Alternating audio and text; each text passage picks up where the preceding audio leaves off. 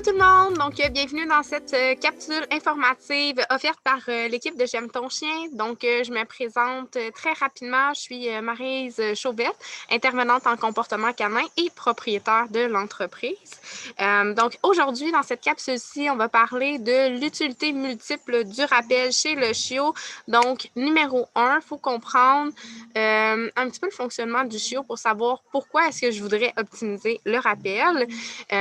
Et souvent, on a l'association qui est créée avec le rappel, que le rappel a une seule fonction. Donc, je rappelle mon chien, il revient vers moi, alors que c'est pas du tout ça. On va venir l'utiliser avec plein de petites facettes cachées, plutôt à titre préventif, surtout pour le chiot, plutôt que de venir traiter un comportement qui est dérangeant avec le rappel. Ça se fait beaucoup, mais ça va être plus dans une capsule où je vais l'aborder, qui va être plus au niveau de comment l'appliquer avec des problèmes de comportement, plutôt que à titre préventif chez le chiot.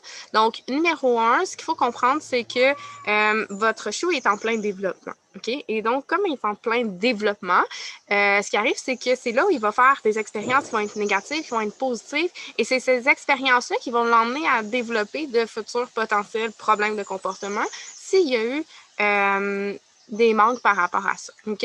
Ou des expériences qui étaient négatives, et donc les associations qu'il a créées étaient vraiment pas le fun. Donc, il va développer des mécanismes qui vont l'emmener à sa survie, finalement, OK? Mais dans son cerveau, en réel, des fois, c'est pas idéal comme comportement, surtout quand on parle de comportements qui sont plus graves, OK? Donc, numéro 1, il va créer vraiment des expériences, et dans ces expériences-là, c'est là où on va venir jouer avec l'utilité du rappel, OK? L'utilité sous toutes ses formes. Tout se fait un petit peu on the side, un petit peu à face cachée, mais c'est toujours à titre préventif quand on travaille le rappel. C'est notre exercice numéro 2 qu'on montre dans notre cours de maternelle, parce qu'on juge vraiment essentiel à ce que le chien développe des liens qui sont très positifs, mais une bonne façon de communiquer avec les autres chiens. Ça aussi, ça va emmener à ce qui développe des liens qui sont favorables avec ses congénères à quatre pattes, mais ça peut être aussi avec les humains pour les chiens qui ont peur un petit peu plus des humains. Donc, on va vraiment regarder là, on a affaire à quel type de chiot? Donc, est-ce que c'est un chien qui est hyper excité ou c'est un chien qui va être plus craintif? Donc, c'est sûr que quand je vais commencer à faire des interactions entre les chiots, je vais toujours analyser ces données-là. Pourquoi? Parce que le rappel, je vais venir l'utiliser pour les deux. Autant pour le chien qui manque de contrôle et qui est trop intense dans sa communication, donc il va aller trop brusque, mais autant pour le chien qui a peur. OK? Pourquoi? Pour deux raisons complètement différentes. Avec le rappel, ce qu'on peut créer, si on est constant et qu'on répète bien, hein, c'est la clé du succès, être constant, répétez beaucoup vos exercices. Plus vous allez les répéter, plus vos chiens vont comprendre qu'est-ce qu'on attend d'eux ultimement comme fonction.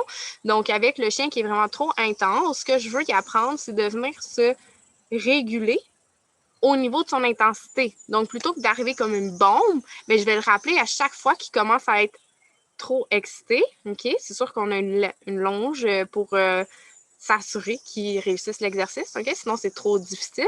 Mais à chaque fois qu'il commence à être trop excité, on le rappelle, on le rappelle, on le rappelle, on le rappelle. À un moment donné, il commence à comprendre que quand il commence à être trop excité, ça devient un signal pour lui de se retirer de la situation, OK? Donc, d'apprendre à mieux communiquer avec l'autre chien, parce que le chien qui est trop intense peut traumatiser le chien qui est peureux, OK? Donc, on y apprend tout de suite à venir créer une bonne communication avec l'autre. Pour le chien qui est plus peureux, OK? Là, c'est à titre préventif, OK? Parce que souvent, il y a des problèmes de comportement qui apparaissent qui sont vraiment pas le fun à travailler, OK? Je vous en nomme deux.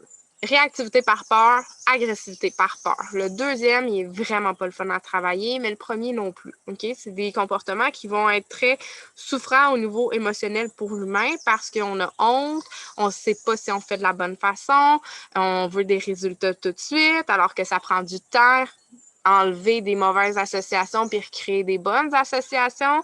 Donc, ça va créer beaucoup de frustration chez l'humain, OK? Puis des fois, on va vivre des échecs. Donc, quand on vit des régressions, ben là, on a l'impression qu'on n'a pas cheminé alors qu'on part de loin. Donc, c'est pour ça que c'est des comportements qui sont pas nécessairement le fun à travailler. Donc, on veut travailler beaucoup en prévention. Donc, le chiot qui a peur, ce qu'il faut comprendre, c'est que quand il tombe en peur et qui est vraiment super stressé, qui est comme un peu en réflexe de défense, il n'a plus la capacité de prendre la distance, donc d'essayer de se distancer. Donc, ce qui fait en sorte que s'il est emmené à vivre ça de façon consécutive, bien, il y a de grandes probabilités qu'à un moment donné, il morde l'autre chien, qu'il morde l'humain à laquelle il a peur. Donc, parce qu'il se sent nécessairement pris, puis il ne sait pas comment réagir et il ne sait pas qu'il peut s'en aller s'il ne se sent pas bien. OK? Il perd cette fonction-là. Donc, tout de suite, quand on voit qu'on en a un qui est plus craintif, on commence tout de suite à faire des rappels. Donc, il va à son rythme, il a peur, on le rappelle, tu sais, pour y apprendre que, il y a la possibilité de se distancer s'il ne se sent pas bien dans une situation. Donc, plutôt que de ne pas savoir comment réagir, bien, hey, regarde-tu, tu peux revenir vers moi. Et non seulement on y apprend à revenir vers vous, mais on y apprend à venir chercher sa sécurité sur vous. Donc, ça va être le même principe à reproduire dans les contextes où on sait qu'il y a peur. Donc, par exemple, avec certains chiens, par exemple, avec certains humains, avec des enfants. Donc, ça va être important de l'exposer, mais aussi de créer les bonnes associations pour qu'ultimement, ils sachent quoi faire dans les contextes où il y a peur. OK? Donc, on vient vraiment y apprendre à se distancer, donc à ne pas être en réaction, et à revenir chercher sa sécurité sur vous. Donc, s'il ne se sent pas bien, mais nécessairement, il va avoir tendance à revenir vers vous parce qu'il sait que habituellement, c'est ça qui est intéressant pour lui, c'est ça qui va l'apaiser aussi, c'est ça qui est positif pour lui. Mais en plus de ça, c'est qu'underside, en dessous, en face cachée, on vient travailler l'association. Donc, plutôt que d'avoir peur de l'autre chien, mais à chaque fois que tu t'approches, je te rappelle, puis c'est le fun. Donc, à un moment donné aussi, il va prendre conscience que nécessairement, l'humain ou le chien qui fait peur, ben, plutôt que de le charger parce qu'il veut le faire fuir, mais non seulement il peut revenir, mais en plus, c'est le fun à chaque fois qu'il le voit parce qu'il y a une interaction avec son humain. Okay? Donc, vous voyez un peu où le rappel peut emmener vraiment une utilité. Au niveau de type préventif, ben, on va traiter beaucoup le rappel, les problématiques comme la réactivité par peur avec le rappel, l'agressivité par peur, justement parce qu'on veut apprendre aux chiens à être capable de créer une distance, donc de s'éloigner de lui-même, de revenir chercher une sécurité sur son propriétaire plutôt que d'être en réaction. Mais aussi, on peut l'utiliser avec des problématiques comme la délimitation de terrain. OK? C'est sûr qu'il y a des limites. Si vous n'êtes pas dehors avec votre chien et que vous pensez que même si ça a des limitations, à chaque fois qu'il arrive à sa ligne imaginaire, il sait qu'il doit revenir parce qu'habituellement, il est rappelé. Si vous n'êtes pas dehors avec, attachez-le, OK? Donc, on ne fait pas exprès non plus, mais c'est quand même quelque chose qu'on peut aller travailler, une délimitation de terrain, un rappel exécutif à chaque fois qu'il arrive à notre ligne imaginaire. Donc, à un moment donné, ça devient, à force de répéter puis d'être constant, ça devient automatique pour le chien de comprendre que à chaque fois qu'il arrive là, il est rappelé ultimement. Donc, c'est ce qu'on appelle un rappel automatique, mais qu'on peut venir créer dans diverses petites facettes, dans divers petits contextes qui sont dérangeants pour l'humain ou à titre préventif pour le chiot, qui va vraiment vous aider à économiser de la frustration, à économiser de l'argent aussi à long terme parce que c'est pas le fun quand on commence à vivre ces problématiques-là. Ça se peut que à l'âge de vos chiens, tout dépendant ils ont quel âge, mais quand ils sont vraiment petits, en bas de 6 mois, on ne voit pas nécessairement le comportement dérangeant apparaître, mais ça ne veut pas dire qu'ils n'ont pas créé les mauvaises associations. On va voir les comportements plus dérangeants apparaître aux alentours de 8 mois, à peu près vers la poussée d'hormones. C'est là qu'ils vont commencer à avoir des comportements plus réactivité, agressivité. Ces choses-là vont commencer à apparaître. Donc, même si vous avez l'impression que ça va super bien, mais pourquoi pas juste y aller avec quelques petits rappels dans des contextes où vous savez que peut-être que ça pourrait être dérangeant plus tard, mais de venir justement apprendre à vos chiots à produire le comportement qui va être adéquat dans une situation précise. Ça peut même être utilisé quand vous recevez de la visite et que vous êtes à l'extérieur. Donc, plutôt que d'aller en ligne droite super excité parce qu'il est trop content et ne sait pas comment gérer ça, mais reviens vers moi. Puis après ça, on va travailler d'autres exercices qui vont être calmes et ensuite, tu pourras y retourner. Donc, il y a toujours plein de petits comportements comme ça qu'on peut venir optimiser.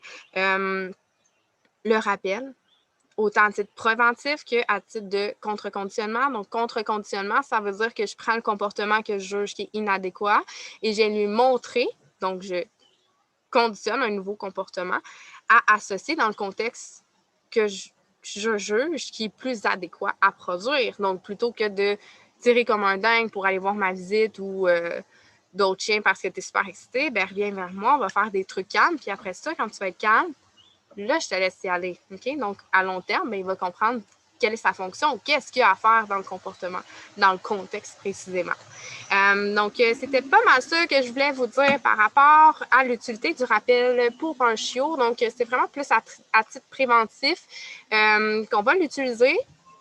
Si vous avez des questions, vous pouvez les marquer en commentaire. Ça va me faire plaisir d'aller les regarder dès que j'ai 2 petites minutes et de vous répondre individuellement. Sinon, je vous souhaite une très belle journée. On se revoit dans une prochaine capsule informative qui va parler de la prédation sur les voitures. Bonne journée!